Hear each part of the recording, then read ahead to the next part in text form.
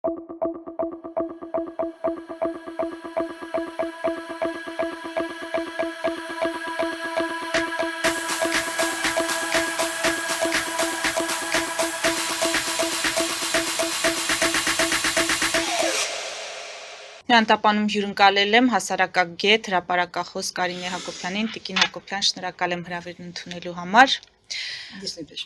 Այս րոպեներին Մայրաթոռի բակում են հավաքվել քաղաքացիներ, նաև ոստիկանական մեծ ուժեր է կուտակված, ինչպես արդեն գիտեք, 3-10 եպիսկոպոսները, որոնք կիսում են իշխանությունների հայտարարած եկեղեցին բարեփոխելու այդ օրակարգը, նրանք դիմեցին ժողովրդին կոչ անելով հավաքվել Մայրաթոռի բակում եւ վեհափառից պահանջել, որպեսզի նա հանգստի կոչվի։ Սրանի պատասխան որոշ ընդդիմադիր գործիչներ էլ դիմեցին հանրությանը, կրկին կոչ անելով հավաքվել Մայրաթոռում, բայց ի աջակցություն կաթողիկոսի, դուք նախ հավաքի այս ֆորմատի հետ կապված ինչ դիտարկումներ կամ մտահոգություններ ունեք, ինչ դիտարկումներ կանեք, եւ երկրորդը ինչու այս երկու ինստիտուտների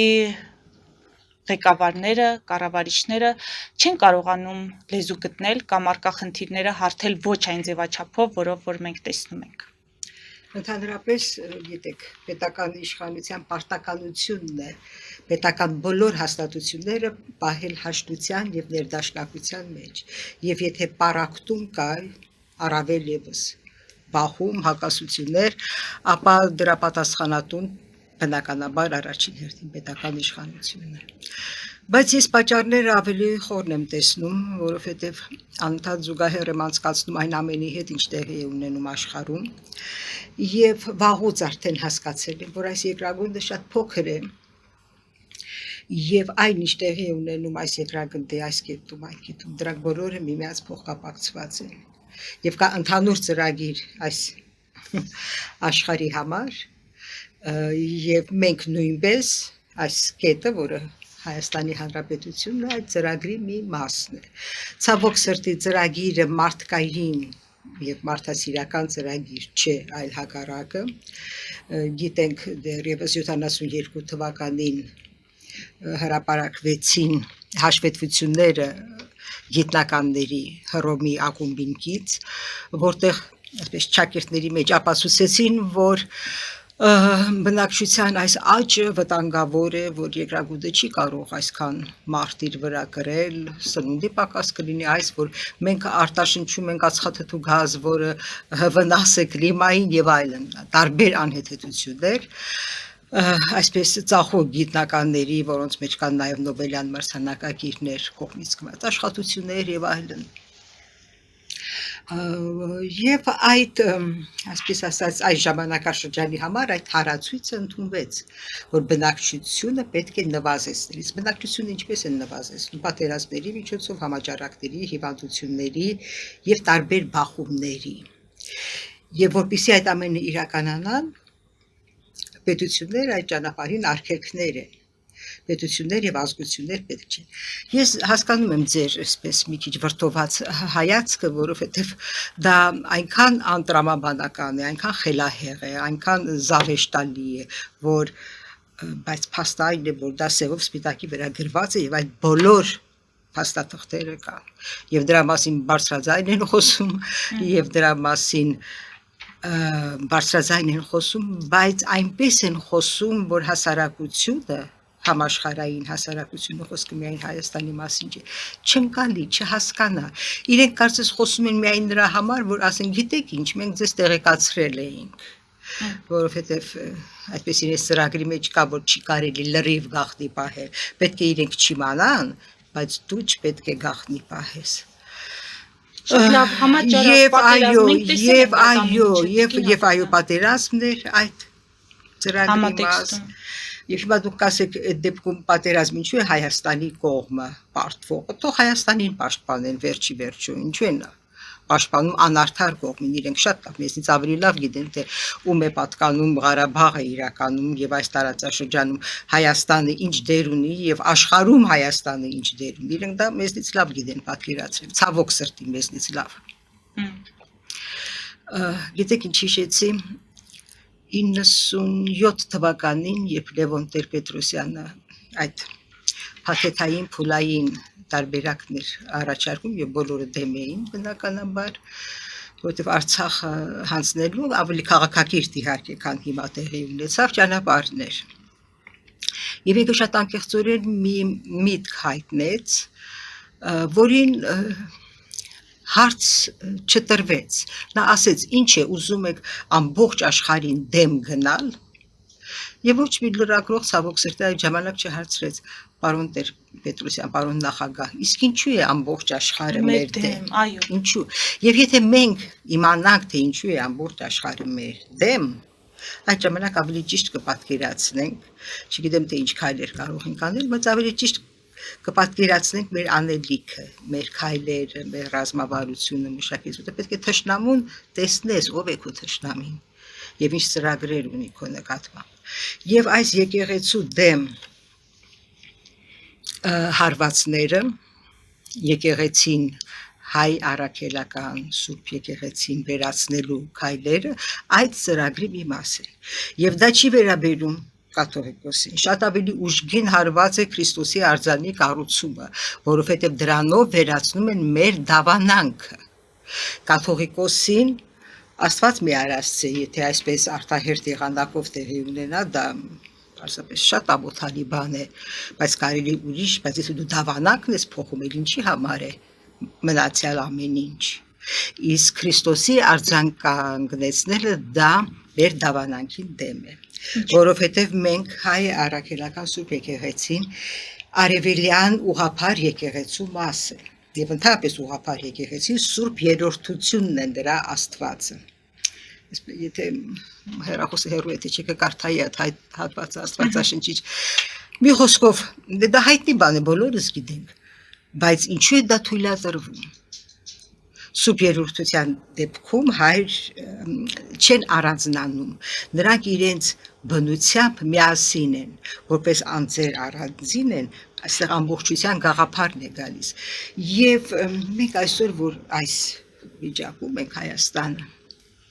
պատճառը այն է, որ հեռացել ենք մեր դավանանքից, իսկ դավանանքը դա հենց ազգային գաղափարախոսության հիմքն է։ Մենք անընդհատ 30 տարի խոսում ենք, չունենք ազգային գաղափարախոսություն, չունենք, բայց ոչ մեկը չի անդրադառնում, իսկ մեր դավանանքը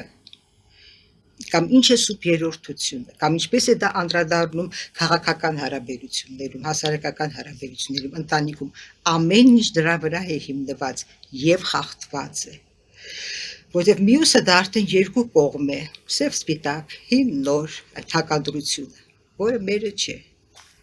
Տիկին Հակոբյան, Եվ այս Քրիստոսի արձանի կառուցումը իհարկե բխում է Վատիկանի շահերից,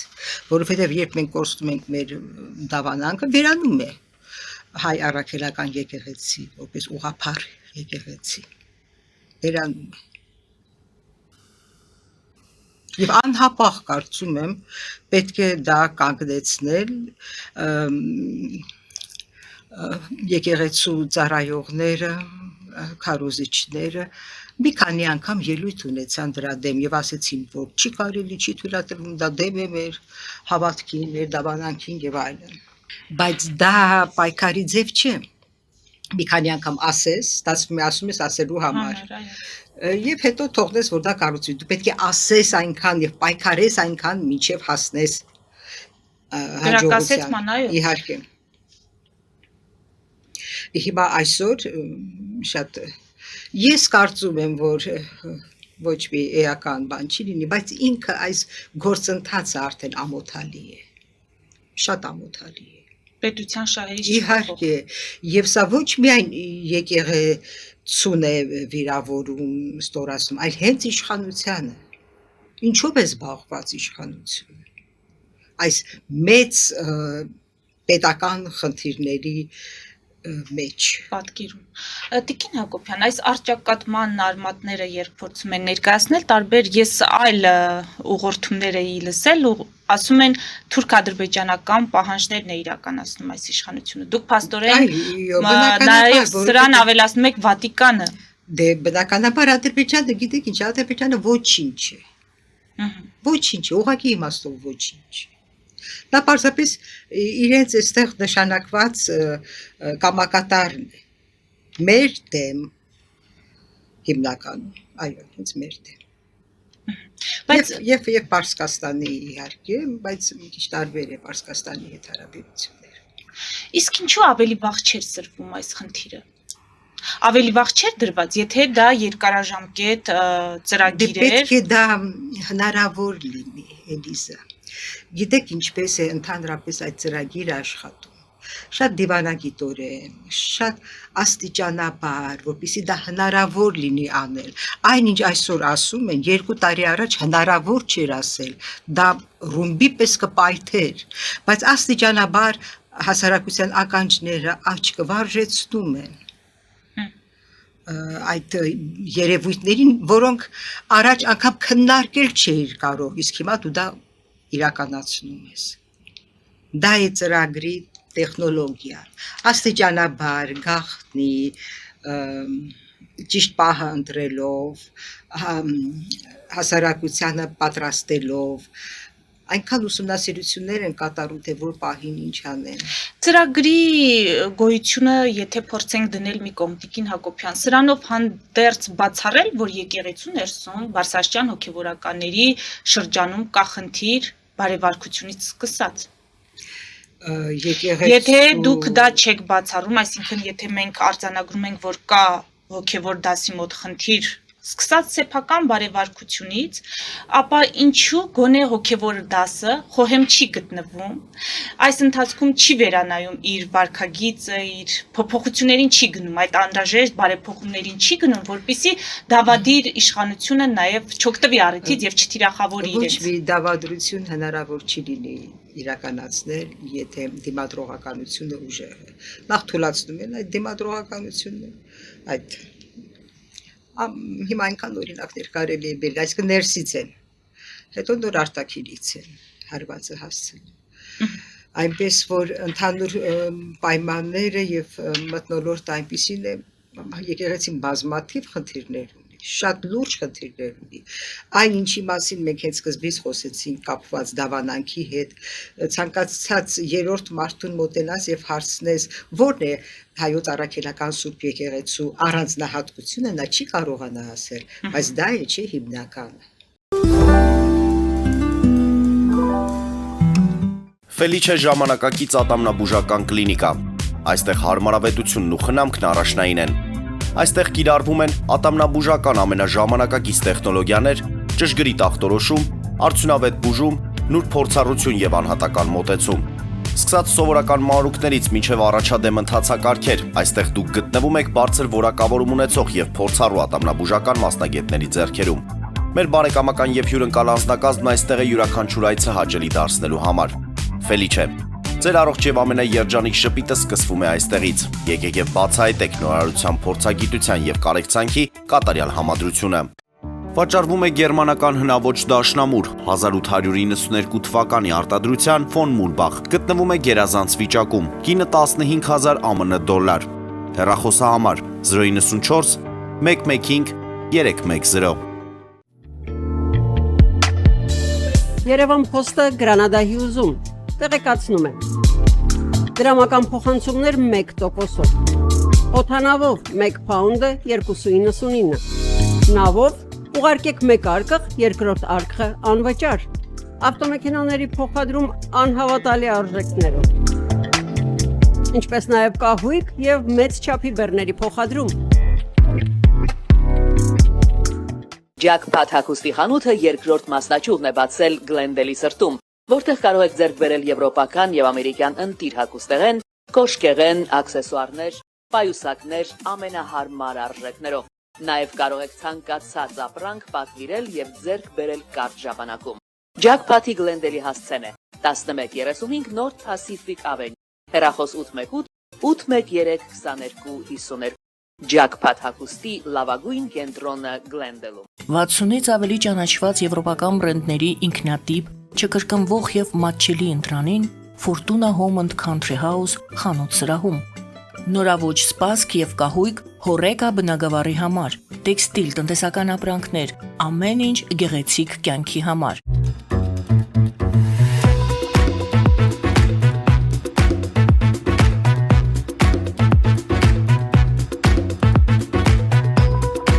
Արարատ ռեստորան, ընտանեկան եւ ընկերական ժամանցի լավագույն հասցե, սիրված արտիստներ, հյուրընկալ մթնոլորտ, հարուստ ճաշացան, անմահական խորտիկներ, Արարատ ռեստորան, հասցեն ամփոփող, սիրով սպասում ենք ձեզ։ Լավագույն պաղպաղակ, բնական, համեղ եւ մատչելի գներով պաղպաղակը կարող եք ձեռք բերել բոլոր հայկական խանութներում։ Պահանջեք հայկական պաղպաղակ, Թամարա պաղպաղակ։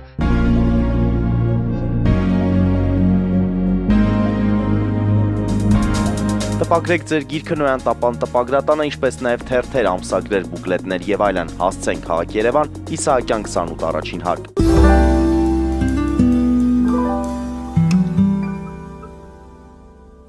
Ինչով է զբաղված եղել մեր հոգևորականները, մեր հոգևոր բարձրագույն դասը, ինչով է զբաղված գոնե լավ 30 տարիների ընթացքում, այս անկախության շրջանում, եթե համարում ենք, որ 30 տարվանից առաջ հնարավոր չէր, որ եկեղեցին ազատ լիներ եւ զբաղվեր այդ խնդիրներով։ Ընդհանրապես մենք անկախություն երբ ձեռք բերեցինք, մենք մեր արժեվ թե ինչով պետք է զբաղվենք իրականում եւ ինչի համար է այդ անկախությունը, օրակարգում չկար։ Դա այո, դա եկեղեցին է, դա մշակույթն է, որովհետև մյուս հարցերը տնտեսական, սոցիալական շատ լավ լուծվում են նաև այլ պետության տիրույթում լինելով։ Դա է, որ ազգային առանձնահատկությունն է, եւ դրա համար է, որ դու անկախանում ես, դրա համար է, որ դու ուզում ես ունենալ այդ իրավունքը։ Խորհրդային միության տարիներին եւ տնտեսություններ զարգանում, կային սոցիալական խնդիրներ,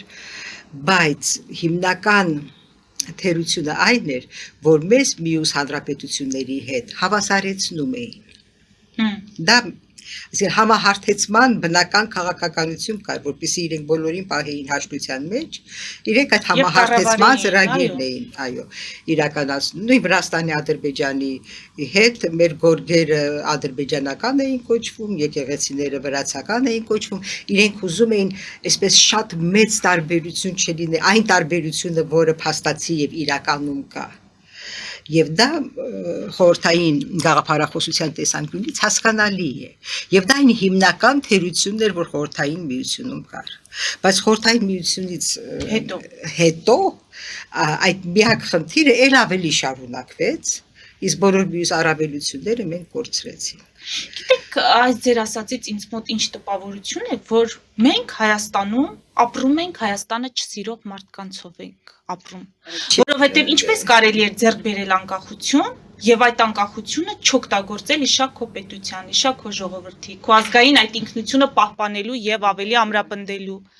Ովքերով ենք ապրում այդ դեպքում Հայաստանում։ Մոլորված էինք։ Դա ձևական անկախություն էր իրականում, որովհետև ընդամենը տեղի ունեցավ հետևյալը։ Ես ինքս այն մարդկանցից էի, որ երազում էի այդ անկախությունը, որ երջանիկ էի այդ անկախությամբ, եւ միայն հիմա եմ ես ամբողջովին գիտակցում, թե ինչ է տեղի ունեցել։ Իրականում Սառը պատերազմում խորհրդային միությունը պարտվեց Արևմուտքին, Միացյալ Նահանգներին։ Անկամ Միացյալ Նահանգները ունեն մեդալ այդ պատերազմում, Սառը պատերազմում հերոսների կոչում են տվել ոմանց։ Եվ այդ պարտությունից հետո հաղթող կողմը այդ տարածքները, որ խորհրդային միությունն էր, այդ ազդեցության գոտում էր, անմիջապես անցավ Արևմուտքի ազդեցության գոտի 91 թվականից։ Անունը այդպես չէր նշվում, այսինքն չէր նշվում կամ Ամերիկայի Միացյալ Նահանգների գաղութներ կամ չգիտեմ ինչ չէր նշվում, բայց իրականում անմիջապես հաջորդ օրը բոլոր միջազգային կազմակերպությունները, այսպես բոլորը եկան եւ Երևանի կենտրոնում իրենց գրասի եւ իրենց խորհրդատուներով սկսեցին ղեկավարել մեր երկիրը։ Մենք անկախ չենք եղել ոչ մի օր, դա ձևական անկախություն է, անգամ մեր դրոշը, զինանշանը դրա ապացույց է, դա անկախ պետության ոչ զինանշան է, ոչ էլ դրոշը, իսկ զինանշանը դա խայտարակություն է, որ մինչև այսօր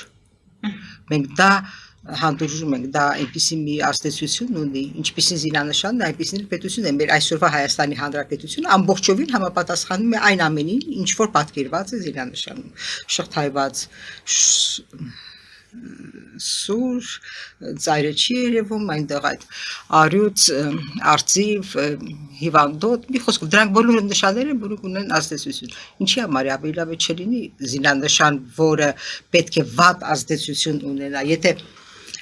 դա կա, ուրեմն մենք հավատում ենք այդ նշանի ազդեցությանը, հակառակ դեպքում դա ընդհանրապես չի լինի։ Դուք պատկերացնում եք այս իրավիճակում մեկը խոսի զինանշանի փոփոխությունից, այսինքն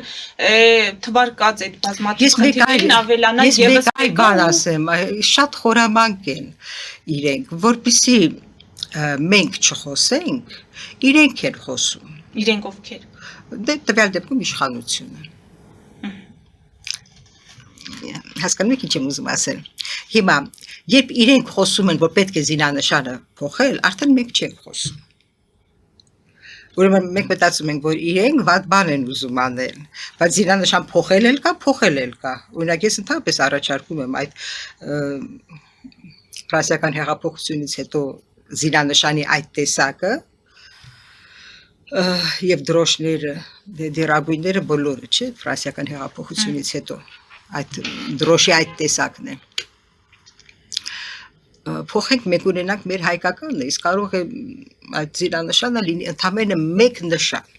միայն մեկ նշան, կարող է լինել միայն հավերժության նշանը, կարող է լինել միայն Արարատը որպես հավերժության նշան, բայց մեկ նշան, այդ նկարագրական, պատմողական, այնտեղ այնքան բան կարելի է գրել եւ մեկը ինչ-որ բան պակաս կլինի, չէ՞։ Հրաժարվել այդ զինանշանից։ Ձեր ասացից կարելի է ընդհանրել, որ մենք շարունակում ենք գտնվել օտար ազդեցության եւ կառավարման ներքո եւ մեր հայրենիքում, մեր հանրության մեջ չկան մարդիկ, որոնք դա գիտակցում են կամ պատրաստ են դրա դեմ պայքարել։ Գիտակցում են, բայց պատրաստ են պայքարել։ Բայց պայքարելու եղանակները չգիտեն, որովհետեւ խնդիրը համաշխարհային է։ Եվ սրանով պետք է մենք Չէ, սահմանափակվենք։ իհարկե ոչ։ Մենք պետք է կարողանանք մտածել, համախմբվել եւ մեր օրակարգը ունենալ, որովհետեւ ես մի հարցի եմ ուզում անդրադառնալ շատ կարեւոր։ Ինչու մենք հայտնվեցինք այս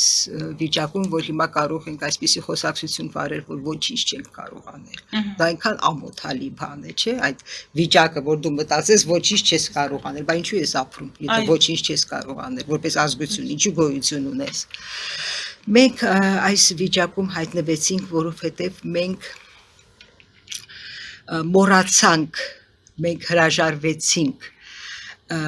մենք մի կողմից սնապարծությունն էր, որ այս մյուս կողմից այդ օտարամոլությունը, որը որ հաղթեց իհարկե օտարամոլությունը, որ մենք սովորական ազգ ենք, մենք նույնն ենք ինչ որ հարևանները եւ այլն։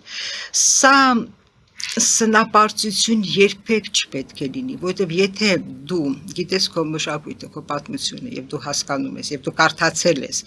խոշորագույն օտարազգի գիտնականների աշխատություններ, ուսումնասիրություններ, որտեղ ապացուցվում է թե ինչ առաքելություն է ունեցել հայ ժողովուրդը եւ ինչ է տվել աշխարհին,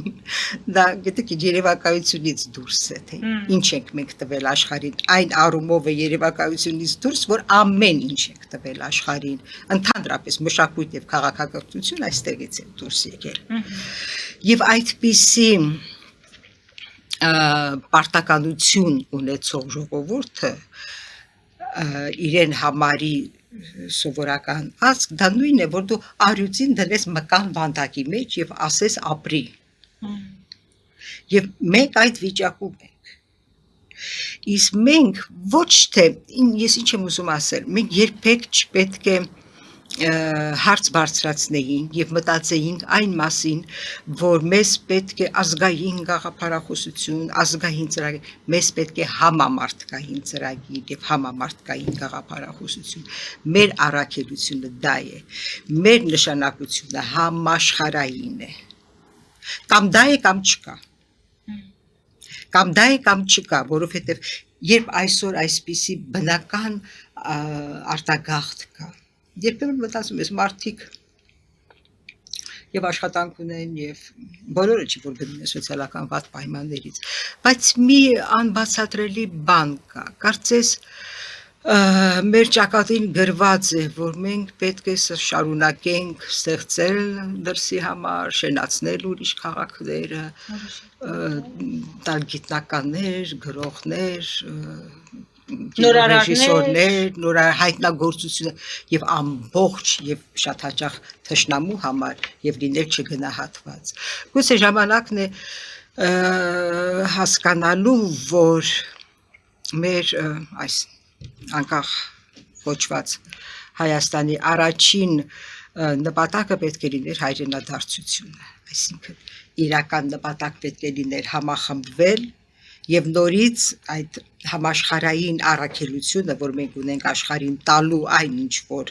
մարդկային է եւ ոչ թե հակամարտկային, որտեղ այսօր բոլոր համաշխարհային ծրագրերը հակամարտկային են։ Նրանք տանում են մարդկության կործանմանը, որովհետեւ եւ դու վերացնում ես ազգությունը, մշակույթը, վերանում է մարդը, որպես ստեղծագործ արարած։ Եվ դու մարդկությունը դարձնում ես զանգված,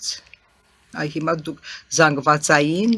լրատվամիջոցի ներկայացուցիչ եք, զանգվածային, մտածել եք, մաս մեդիա, մեդիա մասսայի համար, լրատվամիջոց զանգվածի համար, ոչ թե անհատի համար, անձնավորության համար, մտածող մարդու համար, այլ զանգվածի համար, այդ բոլոր տերմինները պատահական չեն, իհարկե, եւ դրանք բոլորը տանում են այդ հակամարտկային ծրագրի իրականացմանը, որը չի կարող իրականանալ, որովհետեւ մարդը ծրագրում է, բայց Աստված ի կատար է ածում։ Հիմա վերադառնալով ամեն դեպքում կատարվողին, կողմերը խոհեմ կգտնվեն, դուք ակնկալիք ունեք որևէ կողմից խոհեմության, որպեսզի իրավիճակը ել ավելի չսրվի։ Դե հարցը Կամ սրելը չէ։ հանգուցալուծում ինչպես եք տեսնում։ Հանգուցալուծումը ես տեսնում եմ եկեղեցում ոչ թե գրավորական այդ պաշտպանողական դիրքով, այլ հակառակը։ Երբ ես խոսեցի Քրիստոսի արձանի մասին, չուզեցի հիմա այսօր հատկապես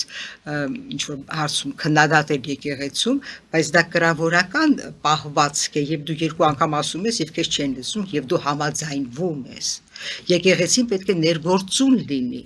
Եկեղեցին ինքը պետք է առաջ գնա, որտեղ երբ դու պաշտպանվում ես, դու ի սկզբանե բարդված ես։ Մեծ Բրիտանիայի պաշտպանության այնինչ որ այսօր պաշտպանության նախարարությունն է կոչվում էր պատերազմի նախարարություն, ինձ այդպես էր անում, այնինչ որ կա իրականում։ Հետո այսպես ձևական փոխում են, բայց իրականում բոլորը հարձակվում են։ Պաշտպանվելով դու չես կարող երկար պաշտպանվել, վերջի վերջո կպարտվես, եւ եկեղեցին այսպես շարունակել չի կարող։ Նա հենց վաղը պետք է Քրիստոսի արձանի մասին խոսի։ Նա ակտիվ պետք է լինի։ Ակտիվ։ Իսկ ակտիվ չէր, որովհետև ակտիվ չէր, որովհետև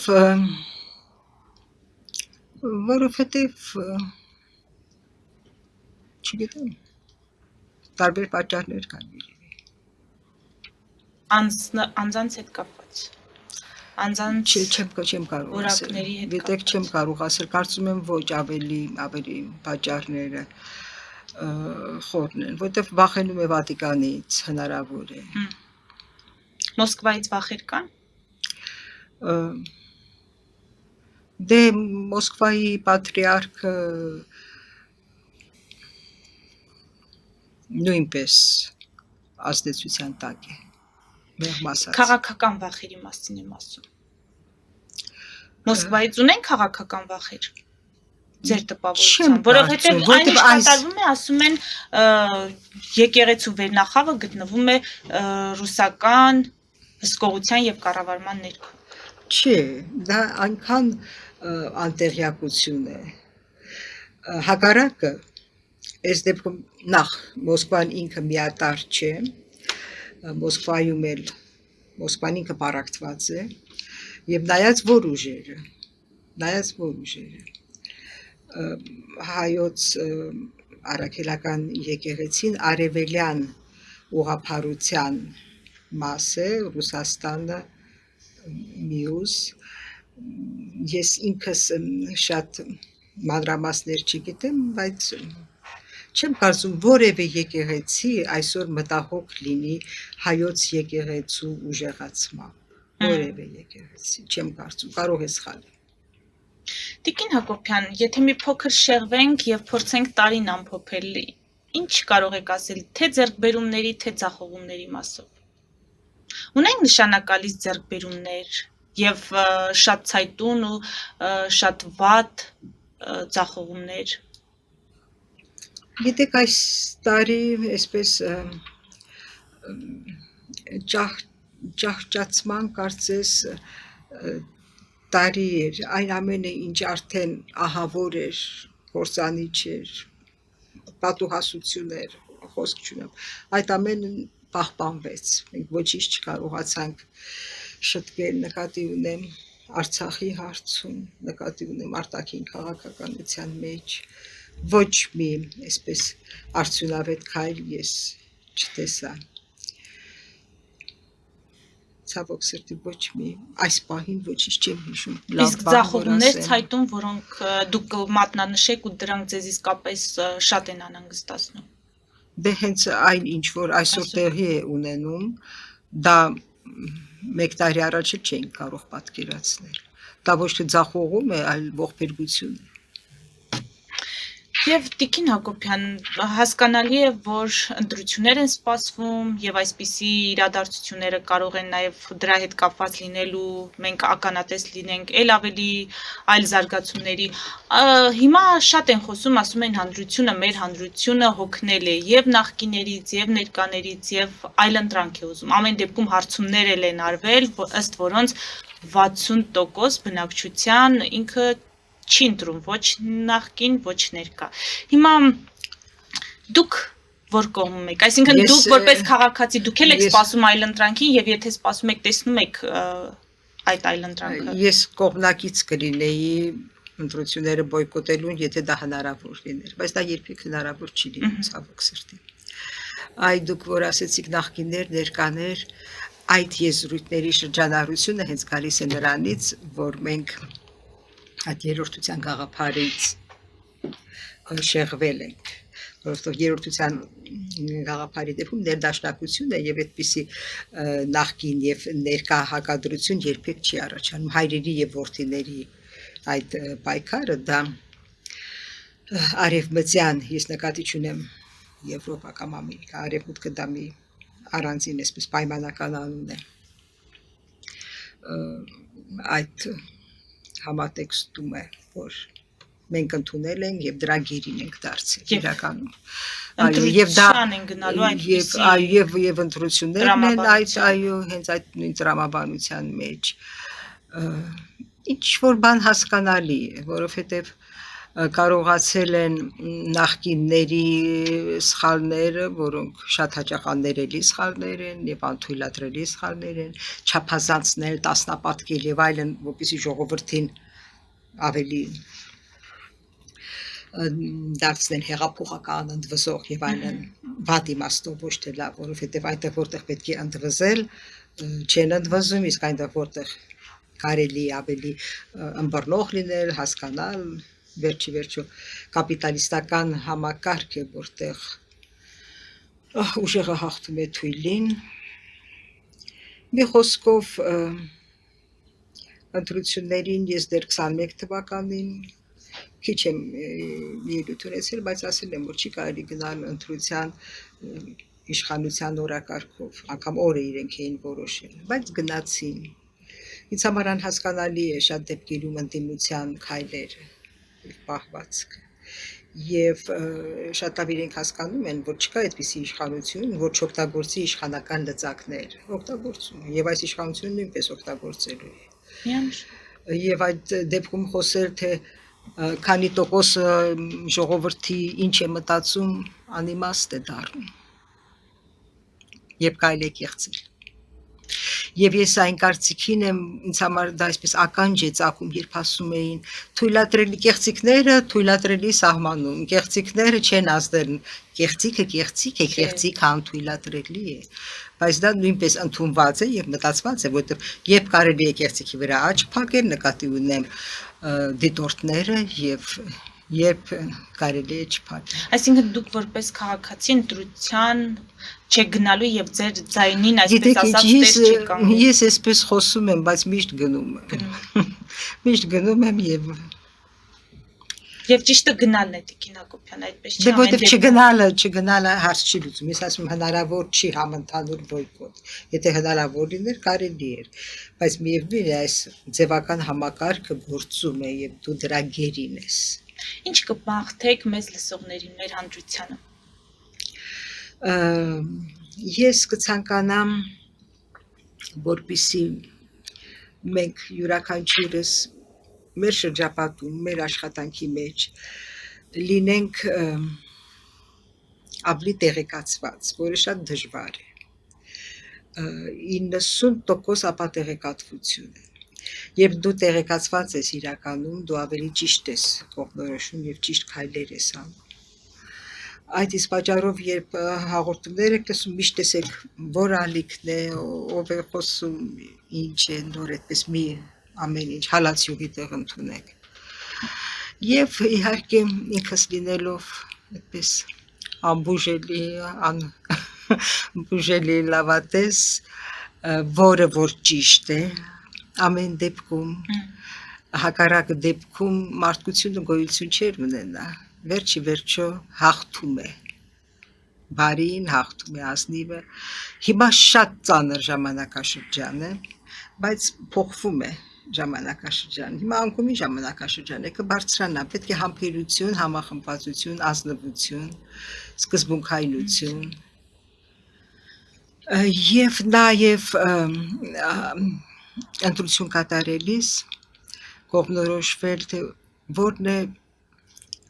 որ ուժն է, որ թեկնածուն է, որ պետության Հայաստանի համար է ճիշտ եւ ձեռնտու եւ ոչ թե իմ անձի, իմ ընտանիքի եւ այլն։ Շնորհակալ եմ։ Մեզ դիտողներին հիշեցնեմ, որ ես զրուցում էի հասարակագետ հրապարակախոս Կարինե Հակոբյանի հետ, մեր ուղիղ եթերները կարող եք դիտել Patreon-ում, նաև այդ հարթակում աջակցել մեզ էկրանին երևացող QR կոդով։